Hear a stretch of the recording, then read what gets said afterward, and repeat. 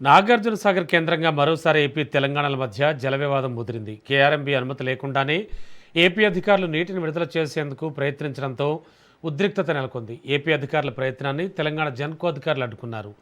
ప్రస్తుతానికి కుడి కాలువ ద్వారా ఏపీకి 3 వాటాల కింద 2235 క్యూసెక్ల నీరు మళ్లిస్తున్నారు. తెలంగాణకు 1 వాటా కింద 732 క్యూసెక్ల నీరు విడుదలవుతోంది.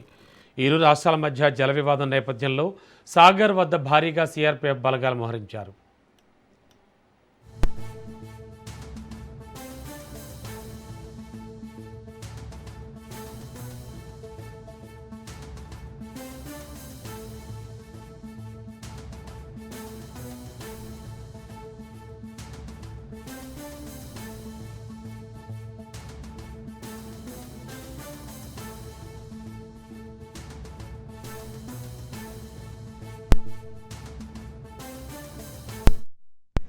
ఇక్కడనే వరనాయకులు చెప్పింది కాబట్టి ఒకటి ఈయన పోతిరెడ్డిపాటి నుంచి 30,000 క్యూసెక్లు 40,000 క్యూసెక్లు 60,000 క్యూసెక్లు పోతుంటే వాటిని అడ్డుకునే తెలియలేక అది ఎవరి సారథ్యంలో అంటే ఇక్కడనే ఉత్తమ్ కుమార్ రెడ్డి గారి సారథ్యంలో పెట్టి ముఖ్యమంత్రి గారు కూర్చోబెట్టి యాగం చెప్పింది.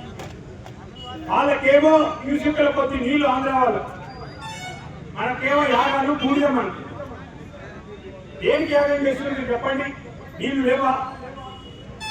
వనదేవుడు కనకరించిండు, నీళ్ళు ఇచ్చిండు, ప్రాజెక్టు నిండిపోయి ఉన్న నీళ్ళు అవడానికి మీకు బతకవేంది, మీ వైఖరి ఏందో తెలియజేయాల్సిన అవసరం ఉంది. నాడు ఇవాళ ఇక్కడనే వరనాయకులు చెప్పింది కాబట్టి ఒకటి